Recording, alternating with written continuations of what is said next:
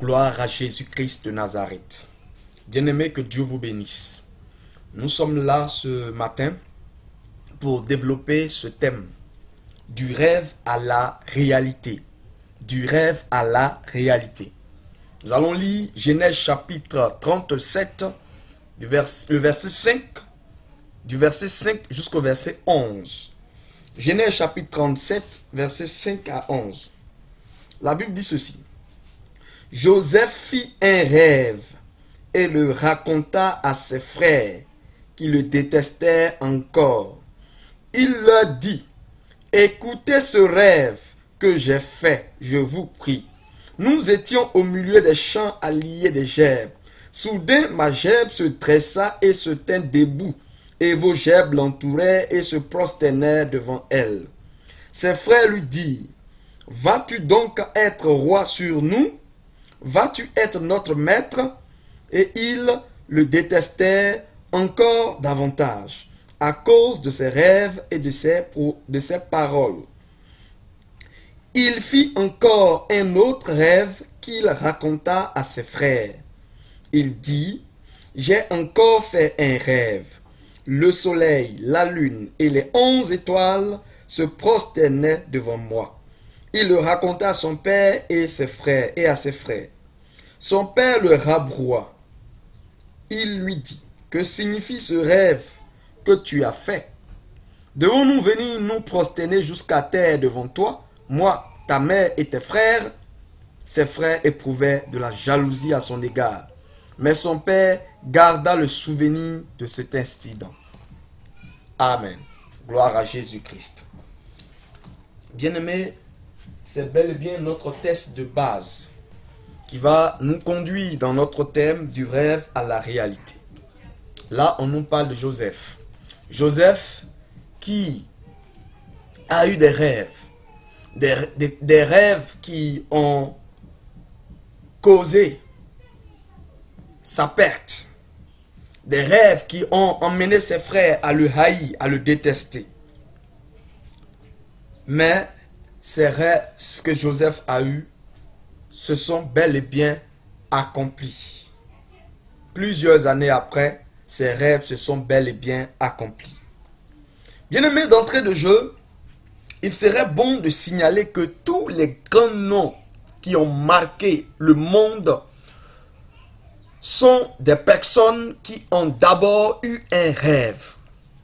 La réalité qu'ils sont devenus a bel et bien commencé par un rêve. La célèbre phrase de Martin Luther King, I have a dream, illustre bien cela. Nelson Mandela a rêvé que ses frères et lui avaient repris la main aux Blancs dans la gestion de son pays, l'Afrique du Sud, et que les Noirs et les Blancs se donnaient la main pour construire la destinée de ce beau pays. Martin Luther King a fait un rêve similaire. Son rêve s'est finalement réalisé en 2008 par l'élection de Barack Obama, le premier noir élu président de la République des États-Unis d'Amérique. Tout commence toujours par un rêve. Dieu lui-même, avant de créer le monde, a d'abord rêvé. Il a vu ce monde dans son esprit avant de le voir dans la réalité. Notre réalité d'aujourd'hui est fonction des rêves que nous avions eus hier, de la façon dont nous les avions pris et de ce que nous avons fait pour les voir se réaliser. Ces grands hommes qui ont marqué le monde ont quelque chose en eux que beaucoup d'enfants de Dieu n'ont pas. C'est qu'en plus d'avoir un rêve, ils ont cru en ce rêve. Ils se sont préparés et se sont battus pour l'accomplissement de leurs différents rêves. C'est pourquoi, bien-aimés, à travers notre thème du rêve à la réalité, nous évoquerons les différents types de rêves et les attitudes à adopter pour voir son rêve se réaliser. Donc je reprends, je dis que nous nous évoquerons les différents types de rêves et nous parlerons aussi des attitudes à adopter pour voir son rêve se réaliser. Donc, première partie, les rêves qui se réalisent. Chers frères et sœurs, il y a deux types de rêves. D'une part, nous avons les rêves imagination. Les rêves imagination. Les rêves imagination qui ne sont que le produit de la convoitise des hommes. Le résultat des imitations des hommes. Ce sont les rêves empruntés, dérobés. Ce qui veut dire tout simplement que le rêve que tu as là, ce n'est pas ton rêve. C'est le rêve de quelqu'un d'autre que tu as volé. Tu as pris son rêve et tu as fait de son rêve ton rêve à toi. Tu ne pourras jamais accomplir un tel rêve. Sois-en sûr. Ce type de rêve ne peuvent pas s'accomplir. Ils ne s'accompliront jamais. Oui, bien-aimé, c'est cela la réalité. Et beaucoup d'enfants de Dieu ont ces rêves-là. Des rêves qui sont les rêves imagination qui sont le produit de la convoitise. Parce que il a vu un tel qui a réussi dans tel domaine. Il s'assoit et rêve de pouvoir réussir comme lui, faire comme lui, être comme lui, réussir aussi dans tel domaine. Et c'est malheureusement le partage de beaucoup d'enfants de Dieu. Parce que son voisin, comment on appelle, a réussi dans la vente du riz. Lui aussi, il se jette dans la vente du riz. Il rêve de réussir dans la vente du riz. Il veut faire comme lui. Il rêve de devenir comme lui. Ça, c'est un rêve imagination. Et ce type de rêve ne peuvent pas s'accomplir. Vous voyez très souvent, des hommes ont un rêve, disons une vision. Et il essaie d'exposer sa vision. Il essaie de toucher des personnes pour l'aider à accomplir sa vision. Malheureusement, personne n'est disposé à l'aider. Et voici un monsieur quelque part ou une dame quelque part qui voit la vision de cet homme. Oh, quelle belle vision! Et la personne essaie de voir les grandes lignes de cette vision. Et la personne, comme elle a les moyens, commence à mettre tout en œuvre pour pouvoir accomplir cette vision. Oui, je veux dire à ces personnes-là que cette vision que tu es en train d'accomplir n'est pas ta vision. C'est une vision empruntée. Tu ne réussiras pas à l'accomplir. Parce que les moyens que tu as, les connaissances que tu as, les relations que tu as, oui, c'est intéressant, mais ne peuvent pas te permettre de l'accomplir. Parce que celui qui est le visionnaire, celui-là qui a eu ce rêve-là, lui seul peut l'accomplir. Lui seul peut l'accomplir. Parce qu'il maîtrise les tenants et les aboutissants de ce rêve. Tu n'as qu'une partie. Bien que tu l'as écouté parler, bien que tu as vu ce qu'il voulait faire, mais bien aimé, tu ne peux pas avoir les détails, les tenants et les aboutissants de ce rêve. Alors ce rêve ne s'accomplira jamais. Et le deuxième type de rêve, c'est les rêves visions. Les rêves visions. Ceux-là sont très importants, à tel point qu'ils sont cités dans la Bible comme indispensables pour la stabilité de l'homme. Lorsque nous prenons Proverbe chapitre 29, le verset 18, la Bible déclare que sans vision, le peuple de Dieu est sans frein. Sans vision, le peuple de Dieu est sans frein. Bien aimé, ce deuxième type de rêve, c'est la vision. C'est ce qu'on appelle la visionnaire. Et la vision. Et les hommes qui ont ce rêve en eux sont appelés des visionnaires. Et ce type de rêve est très important. Ce sont des rêves qui sont déjà imprimés en nous quand nous venons au monde. C'est Dieu qui les imprime en nous. Quand nous prenons Jérémie chapitre 29, le verset 11, la Bible dit que Dieu a pour nous des projets, de bons projets, des projets de bonheur. Donc il a pour nous des plans, des projets. Dieu a pour nous, il a un rêve pour nous. Donc il y a un rêve que Dieu imprime en nous. Dès notre naissance, avant même notre naissance, ce rêve est imprimé en nous. Quand nous prenons Jérémie chapitre 1, le verset 5, la Bible dit ceci.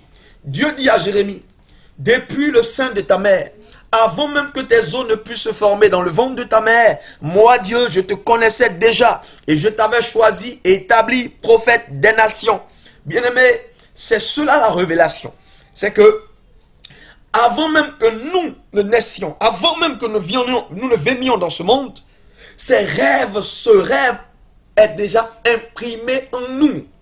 Il existe déjà en nous. Dieu l'imprime en nous en vue de donner un sens à notre vie sur la terre. C'est notre raison même de vivre sur la terre. C'est la raison pour laquelle nous sommes sur la terre. Ce type de rêve, bien-aimé, est déjà en nous. Seulement, la prise de conscience de la présence de ce rêve en nous commence d'abord, oui, toujours d'abord, par des interrogations qui se transforment ensuite en suggestions et qui aboutissent enfin à des actions extraordinaires qui épatent le monde, qui transforment le monde, qui restaurent le monde. Oui, bien-aimé, cela commence toujours comme ça, par des interrogations. Quand on prend quelqu'un comme Martin Luther King, certainement, ce rêve qu'il a eu a commencé par des interrogations du genre, mais pourquoi les Blancs dominent les Noirs? Pourquoi les Noirs sont à la merci des Blancs? Pourquoi les Blancs traitent leurs semblables, des gens, des êtres humains comme eux, à cause d'une différence de couleur, à cause d'une différence de couleur, les traitent comme des animaux? Pourquoi cet esclavage des Noirs? Et ça a commencé par des interrogations. Et certainement, il a commencé à réfléchir. Et donc a dit, mais que serait le monde si les Noirs et les Blancs étaient au même niveau d'égalité? Que serait le monde si tous se considéraient comme des êtres humains? Et que serait le monde? Donc là, on arrive à des suggestions. Que serait le monde? Que serait le monde? Et c'est tout cela qui l'a emmené à se lever pour se battre, à poser des actions qui vont finalement emmener l'homme noir à obtenir, comment on appelle là, à atteindre ses objectifs et aujourd'hui être considéré comme un être à part entière. Donc bien aimé, c'est cela. Donc le rêve commence d'abord par des interrogations qui se transforment en suggestions et qui finissent par aboutir à des actions extraordinaires qui changent le monde, qui transforment le monde, qui impactent le monde. Oui, bien-aimé, ton rêve va impacter le monde. Ton rêve va conduire à un changement, à une prise de conscience dans un domaine bien précis.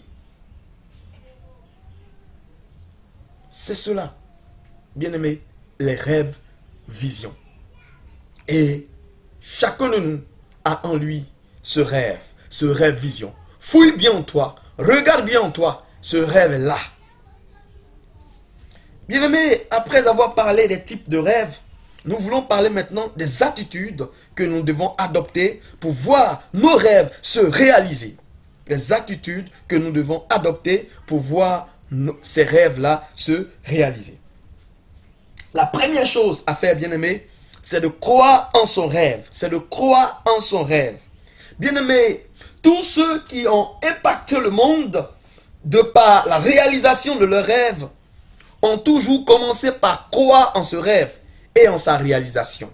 Bien-aimé, si toi tu ne crois pas en ton rêve, si toi tu ne crois pas en la vision que Dieu t'a donnée, mais comment veux-tu que ceux qui sont en face de toi puissent croire en cette vision? Et il faut que toi-même d'abord, tu puisses croire en cette vision. Il faut que tu puisses croire en la réalisation de ce rêve que tu portes en toi. C'est la première chose. Tout commence par là, bien-aimé. Tout commence par là. Il faut que tu croies. Gloire à Jésus-Christ. La deuxième chose, il faut être capable de communiquer ce rêve, capable de communiquer cette vision. Bien-aimé, tu dois être capable de clairement exposer tes idées pour les faire passer. Oui, bien-aimé, qu'est-ce que tu veux atteindre comme objectif? Oui, il faut être capable d'exposer tes idées. Ton rêve consiste à quoi? À quoi ce rêve doit aboutir? Qu'est-ce que tu veux atteindre comme objectif? Qu'est-ce que tu veux changer? Qu'est-ce que tu as remarqué? Qu'est-ce que tu veux changer? Qu'est-ce que tu penses apporter au monde? Bien-aimé, c'est cela. Il faut que tu sois capable de pouvoir répondre à cette question-là. Troisièmement, il faut préparer son esprit à affronter les oppositions. Il faut préparer son esprit à affronter les oppositions. Bien-aimé, lorsque on a un rêve, il faut qu'on soit sûr qu'il aura bien sûr des oppositions, des obstacles. Il aura bien sûr des personnes pour s'opposer à l'accomplissement de ce rêve. Oui, bien-aimé. Lorsque Joseph a rêvé, comme nous venons de le lire, il y a eu ses frères qui l'ont détesté à cause de ses rêves et qui ont décidé de s'opposer à l'accomplissement de ses rêves. Et ils ont même eu à cœur de le tuer pour empêcher que son rêve s'accomplisse. Et ils ont fini par prendre la décision de le vendre aux Ismaélites. Oui, bien-aimé, bien sûr, il y aura des obstacles sur ton chemin. Des gens voudront te tuer, des gens voudront te détruire pour ce rêve que tu as en toi, pour cette vision que tu as en toi. Moïse avait un rêve, et son rêve c'était de sortir Israël de l'esclavage dont il était victime en Égypte. Il a été incompris au départ par ses frères. Nous savons comment Moïse a tué cet Égyptien pour pouvoir, en défendant son frère hébreu, a tué cet Égyptien. Nous savons aussi comment on appelle, des jours après, quand il allait intervenir dans un différend qu'il y ait deux Hébreux, comment est-ce qu'il a été répondu par un de ses frères qui lui a dit, ah bon, donc tu veux nous tuer aussi comme tu as tué l'Égyptien? Mais il était incompris, ils n'ont pas compris la vision de Moïse. Moïse souffrait en voyant ses frères victimes de l'esclavage. Et Moïse avait à cœur de sauver ses frères de cette situation. Oui, Moïse avait à cœur de conduire ses frères vers la restauration, vers la libération. Et c'est pour cela que c'est cela en lui qui l'a emmené à vouloir régler les différends qui étaient entre eux. Mais il a été incompris, bien-aimé. Il a rencontré l'opposition même de Pharaon. Mais bien-aimé, Moïse a été préparé. Moïse a été préparé à toutes ces différentes oppositions. Quand il était dans sa fuite, quand il allait chez Jéthro, son beau-père, il était là-bas, Dieu s'est révélé à lui. Il a eu le temps d'être préparé par rapport à ces différentes oppositions. Oui, bien-aimé, c'est pour cela qu'il faut que tu fasses de même. Paul, bien-aimé, a eu ces mêmes problèmes. Paul, son rêve, c'était de convertir les païens au christianisme, de les emmener à connaître le Seigneur Jésus-Christ de Nazareth. Mais il a été combattu par ses propres frères. Il a été condamné par ses propres frères. Mais Paul ne s'est pas arrêté. Cela n'a pas empêché Paul de pouvoir continuer, de pouvoir se battre pour la réalisation de son rêve. Oui, bien-aimé, Paul était préparé à cela. Jésus-Christ avait un rêve, sauver l'humanité par son sacrifice. Quand il annonçait son plan et tout ce qui allait arriver, personne ne croyait à cela. Il a été flagellé, maltraité pour ses idées. Il a été humilié pour ses idées, pour son rêve. Mais, bien-aimé, il y a une chose qui m'a frappé. Quand Jésus a rendu l'âme sur la croix de Golgotha, la Bible dit qu'il faisait jour, mais au même instant, il a fait nuit. Il a fait nuit. Et le centenier qui était là, il a dit, certainement, cet homme était le Fils de Dieu. Oui, bien-aimé, les gens diront de toi assurément que cet homme est un prophète. Parce que, bien-aimé, ils n'ont pas cru à ce que tu voulais. Ils n'ont pas cru en tes idées. Ils n'ont pas cru en ta vision. Ils ont vu ta vision comme quelque chose d'utopique. Ils ont vu ta vision comme de l'utopie. Ce rêve est de l'utopie. Il ne se réalisera jamais. Ils ont dit cela. Mais bien-aimés, ils verront des choses extraordinaires à l'accomplissement de ce rêve, à l'accomplissement de cette vision. Et ils diront, oui, cet homme, cette femme, oui, est assurément un prophète, est assurément une prophétesse. Parce que, bien-aimés, ils auront vu, ils auront compris que, Père, que toi, tu as vu très loin. Tu es un visionnaire. Ils diront que tu es un visionnaire. Tu as vu très loin. Oui, bien-aimés, il faut être préparé aux différentes oppositions. Quatrième élément, quatrième attitude à adopter pour voir son rêve se réaliser. Se battre et faire des sacrifices pour l'accomplissement de son rêve. Bien-aimé, sachez une chose. Ce n'est pas celui qui est assis dans le public et qui rêve d'être champion qui se voit couronné. Bien-aimé, nous savons tous que c'est celui qui est sur la piste en train de compétir. C'est celui-là qui peut espérer un jour être couronné. Oui, bien-aimé, c'est cela. Il faut se battre. Il faut faire des sacrifices pour l'accomplissement de ton rêve. Cinquième, nous devons compter sur le Seigneur. La Bible dit que c'est Dieu qui donne la vision. Et c'est lui aussi qui donne la provision.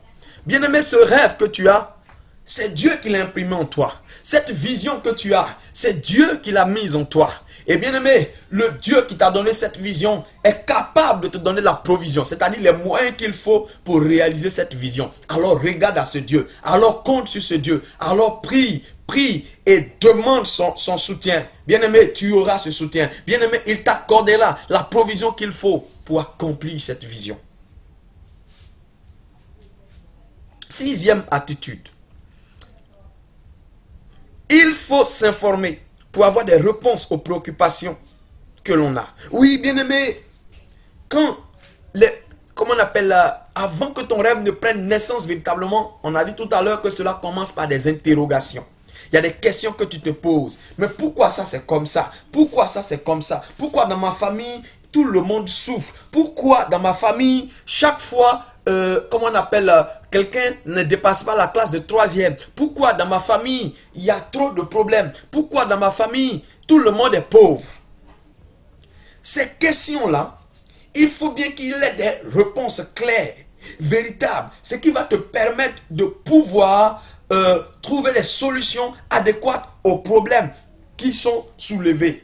Donc, bien aimé, il faut que tu puisses t'informer. Là va intervenir la recherche. Il faut aller à la recherche des informations. Il faut aller à la recherche de la connaissance. Oui, bien aimé, la Bible dit dans Osée 4, le verset 6, que mon peuple meurt par ignorance. Mon peuple meurt par manque de connaissance. Donc, il est bon pour toi dans la recherche de la connaissance pour l'accomplissement de ton rêve. Bien-aimé, ces grands hommes qui ont impacté le monde, ces grands hommes qui ont réussi à accomplir leur rêve, c'est des gens qui avaient de la connaissance. C'est des gens qui allaient à la recherche de la connaissance. Ils avaient en eux beaucoup de choses extraordinaires. Bien-aimé, c'est cela. Prenons l'exemple de Paul. Paul lisait beaucoup, il avait des livres. Il a même dit à Timothée, il disait dans le livre de 1 Timothée 3, verset 4, il disait à Timothée, avant de venir de regarder, il donnait des instructions à Timothée de regarder quelque part où il avait gardé des livres et de venir avec ses livres. Cela montre que l'apôtre Paul avait des livres qu'il lisait. Il a parlé de parchemin. Oui, bien aimé. Daniel aussi était un homme qui lisait beaucoup. Daniel avait des préoccupations par rapport à son peuple, au devenir de son peuple. Daniel allait chercher les livres pour aller fouiller, bêcher, et il a trouvé la réponse à ses préoccupations dans ces livres-là. Oui, bien-aimé, il faut aller à la recherche de la connaissance. C'est très important pour que ton rêve puisse se réaliser. Septième attitude, l'humilité et la patience. Bien-aimé, la Bible déclare que l'humilité précède la gloire. Oui, bien-aimé, si tu es humble, oui, bien-aimé, tu peux arriver à accomplir ta destinée. Oui, c'est cela, bien-aimé. Mais il faut aussi être patient. Tous les grands hommes qui ont impacté le monde ont été des personnes patientes. Ils ne se sont pas découragés dès la première obstacle devant eux. Ils ne se sont pas découragés dès la première contrariété.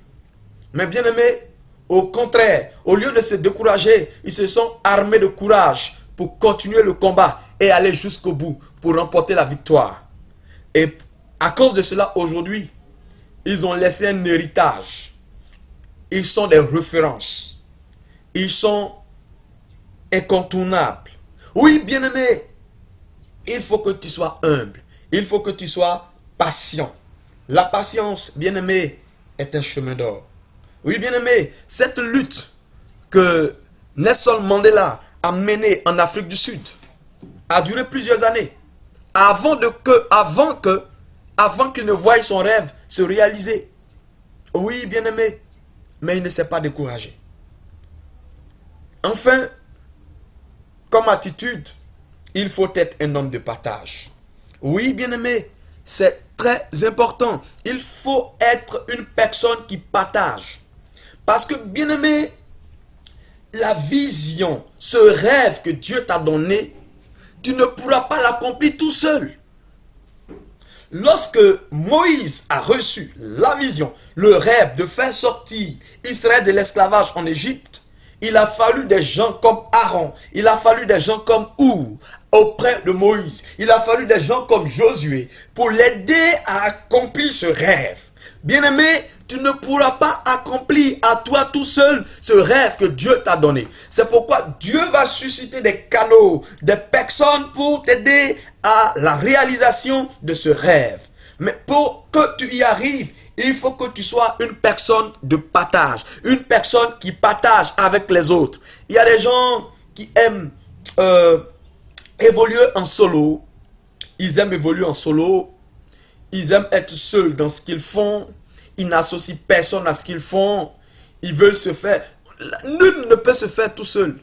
Oui, nul ne peut se faire tout seul. Personne ne se suffit. Oui, bien-aimé, c'est cela. C'est cela. Il faut que tu aies un esprit de partage. Tu as un rêve.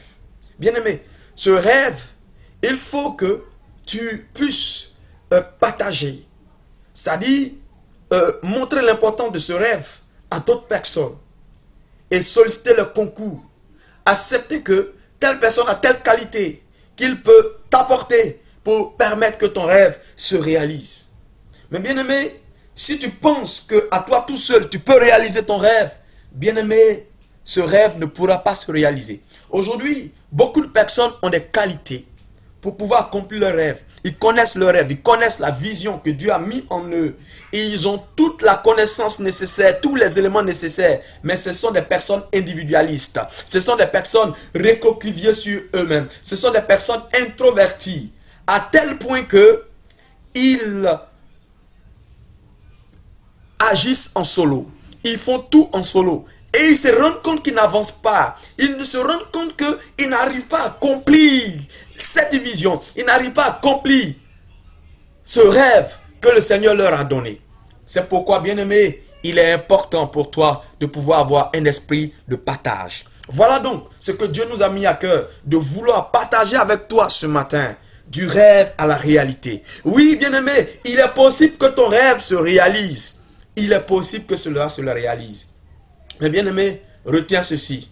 Tous les rêves ne se réalisent pas. Il y a ceux qui se réalisent et il y a ceux qui ne peuvent aucunement se réaliser. C'est les rêves imagination qui sont le produit de la convoitise. Mais les rêves vision qui sont, comment on appelle, le produit de l'œuvre du Seigneur dans le cœur, dans l'esprit de l'homme, qui sont le rêve que Dieu met en l'homme, ces rêves-là, toujours, si on y met les moyens, si on se bat, se réalisent. Bien-aimé, retiens que beaucoup de personnes sont mortes sans réaliser leur rêve. Toi, tu dois réaliser ton rêve. Toi, tu dois faire la différence. Que Dieu nous bénisse ce matin au nom de Jésus-Christ. Amen.